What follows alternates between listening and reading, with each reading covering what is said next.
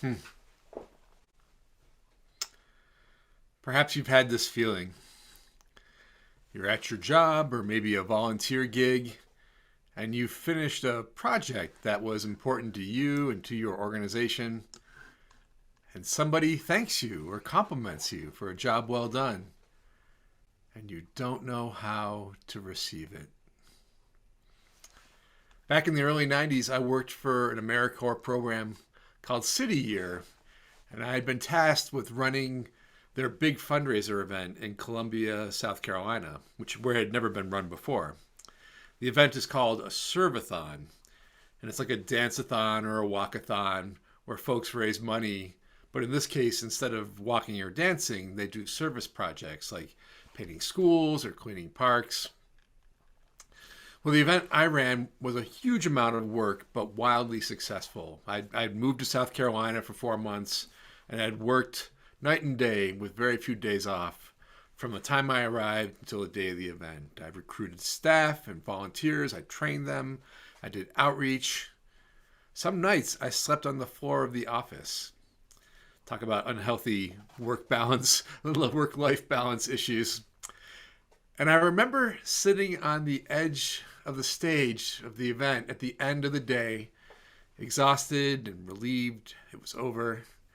And one of the VIPs from the City Year headquarters who had flown in from Boston came up to me and said, "You did an amazing job. How do you feel?" And I said, of all things, "I think I made a lot of mistakes." Not, "I'm proud of what I did," or "What an amazing day," or "I can't believe all I accomplished." Just criticizing myself and deflecting praise. Why did I do that? Why do so many of us do that? I could have said thank you and held that moment of recognition for what it was, a genuine acknowledgement of some good work. Does this seem familiar to anyone here? Why do we sometimes have such a hard time accepting thanks and accepting compliments? And I'd like to rephrase that question as another question that answers the first question. Got it?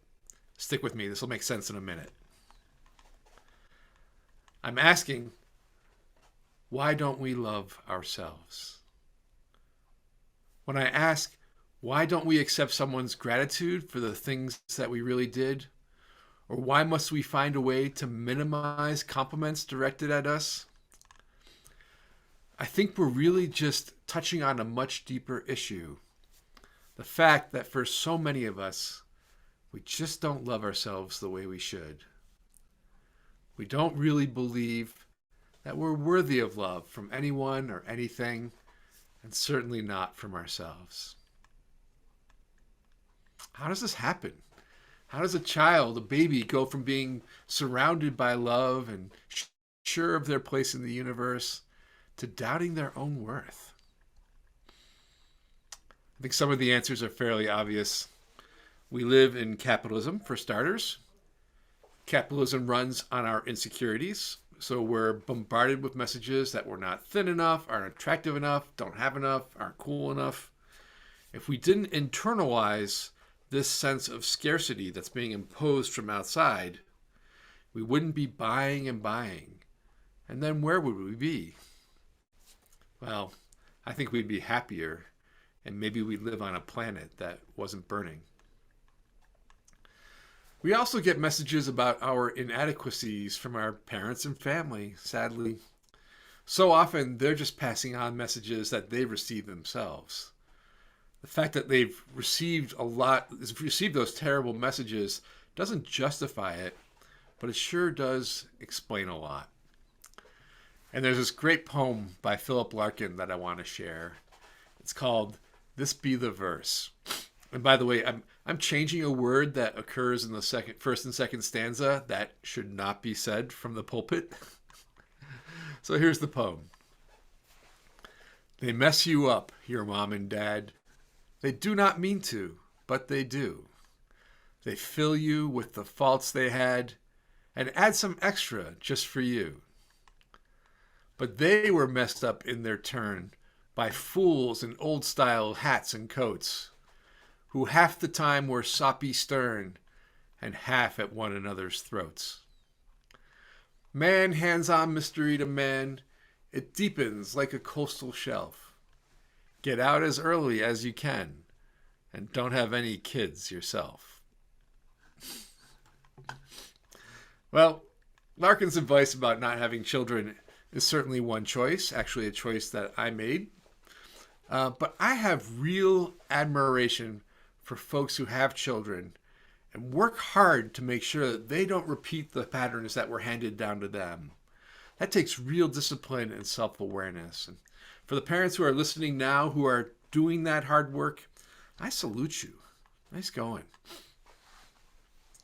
Finally, as many folks in this congregation know all too well, religious messages can take away the love that we should have for ourselves. When a child is told by no less an authority than God that they are somehow unclean, unworthy, unlovable, it's hard not to take that to heart. Religion has a lot to account for. And I hope that folks who bring prior religious trauma to this congregation are finding a place of safety and healing. I think we've all lived with the consequences of not loving ourselves enough. Depending on how severe the case is, it can result in folks sabotaging relationships and opportunities. It can be hard to love another person when we don't love themselves. I know it's a cliche, but it's real. I remember a guy I worked with in Afghanistan who was a real piece of work. Just a miserable person. I was his boss, lucky me, and he would argue with me about everything. And one day he was haranguing me about something stupid, and he tapped his breast pocket. And I had noticed that he always carried a bunch of 3x5 cards wrapped in a rubber band, and I figured that this is just how he keeps himself organized. Well, that day, he tapped his breast pocket and he said, "I'm keeping a record of you, just like I keep a record of everyone who does me wrong. My ex-wife is in here." People who don't love themselves have a hard time loving people. So how do we foster love for ourselves? How do we overcome all those messages that we received when we were so vulnerable? I think there's no one way, and I think it can be deeply personal. I, for one, am a giant fan of therapy, and my years of it have helped me care for myself in a way that I would not have otherwise. And there are a bunch of small, almost silly ways that actually do help. Like taping encouraging notes to yourself on your bathroom mirror rather. And I have an I love me wall. It's a wall in my home office where I hang all those plaques and group photos and commendations and certificates. I look at it and it does help me feel grounded in communities and experiences that remind me where I've been and where I'm going. And I feel good about it. Now, one thing though is just to note, if you do make an I love me wall, you want to put it in a fairly discreet place. For me, my home office, where my I love me wall lives, is also my guest bedroom. And my overnight guests must think that I am a raging egomaniac. So there is that. These are all pretty conventional advice about how to love ourselves better. And I want to offer something that I think is a little more profound. I think a powerful way to regain that sense of loving ourselves is by being in a community. Specifically, by being in a community that reflects back all of us and still welcomes us. A community that sees us as a whole and chooses to embrace the best parts of us. Those good parts that we all have to offer. It doesn't happen right away, but over time in a community like this, we start to see ourselves the way that our loving community sees us. And it's my prayer that we here at First Unitarian can be that kind of community where we see the best parts of each other. It's been a rough year, and we're all traumatized to some degree. Can we do that? Can we love each other into loving ourselves? Let's give it a try. Finally, I wonder if love requires space. Do we hold on too tightly to other things, clutching expectations and guilts and past hurts? Does that squeeze out the room where love might come in like a friendly guest? Maybe we need to let some things go. Let go of our old scripts of we're not good enough, we don't deserve love. We do. We really, really do. Each of us deserves love. I want to stop at this point by sharing a short poem by a poet who passed unexpectedly last week. And lots of folks are mourning Camila Aisha Moon right now, and I can't think of a better way to honor her memory than to share some of her words. It goes like this. Once you've decided, it's a decision, your skull won't bleach in the sun like a lost animal. What else is there to do in any desert but to study at the feet of succulents, drawing relief out of nowhere, bristling with lessons? To walk and walk far past whatever singed, the trudge of faith everybody a fire knows, until some inexplicable, glorious flower or face sirens the water and honey rooted in your cells, rolls all those little stones away from the tomb of your heart, and roars without words, rise.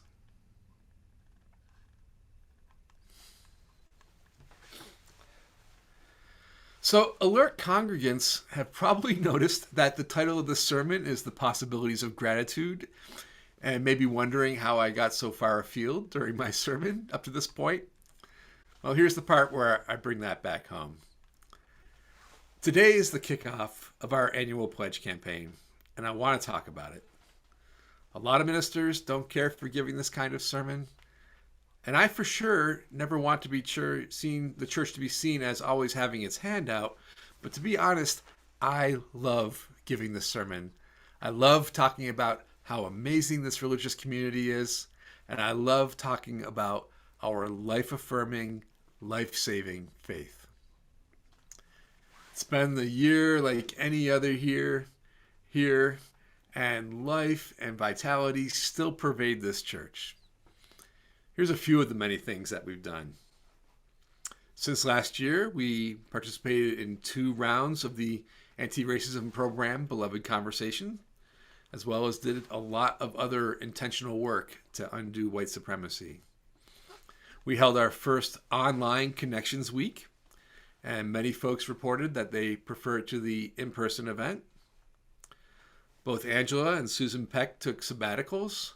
That demonstrates our commitment to keeping our religious professionals refreshed and renewed. We brought on our new ministerial intern, Matt Pargeter Villarreal.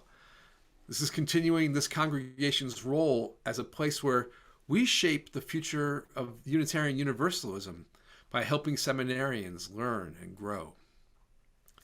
And we joyfully ordained our last ministerial intern, the now Reverend Jane Davis. Oh, and we bought a building. And life went on. We continued to hold memorial services and weddings in our services. You know, the sanctuary has been closed, but the church was very much open. And there are practical reasons for supporting the church now. We are better stewards of the congregation's money than ever before. We just hired an outstanding director of finance, Philip Robinson, and he was instrumental in the successful completion of our first financial audit in 5 years. And we came through without a blemish. And this church is evolving to meet the demands of the moment and the ways that our congregation's needs have changed. We added the in-person service and kept up our high-quality Zoom worship so that folks can participate in the way that works for them. Regardless of the medium, we continue to do good church. I have a specific example that I really love. So as you know, every Sunday there's a tech team of 3 or 4 folks who work behind the scenes of our Zoom worship to keep the service safe and high quality. And whenever the tech team notices someone who might be struggling, for example, they might keep joining the meeting, then dropping out of the meeting. If that happens, someone from the tech team will proactively look that person up in the directory and call them. Hey, I see that you're having some problems. Can I help you? That is good church. So given all this, despite the bleakness of the moment in the world, I see a bright future and grand possibilities for this religious community. There are people who say that religion is a way to describe the world as it is a way to make sense of the world as it is, to help us see what's around us. I don't agree. I think religion describes the world as we one day want it to be. Now, we know that there are religions that aspire to a world of hierarchy and dominance.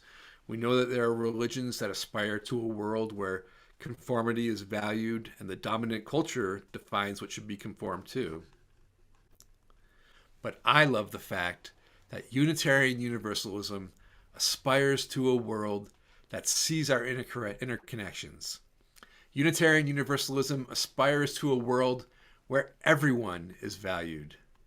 This faith aspires to a world of kindness and courage and love. Every day I see people in this church working to create that world. You know, sometimes we're so close to the work, we don't notice the amazing things that are happening right under our noses. Like how our music program creates beauty and meaning week in and week out.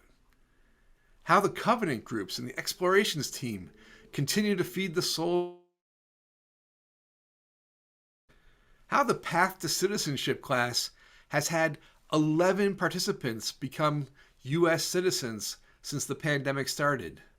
11 people had their life changed. Unitarian Universalists walk the talk. Or more accurately, we pray with our hands and our mouths and our feet. This church, this religious community, holds the space for those prayers. And the sum of those prayers, the aspiration, is a world where beloved community is real. Please join in creating that world by pledging generously. Amen, and blessed be.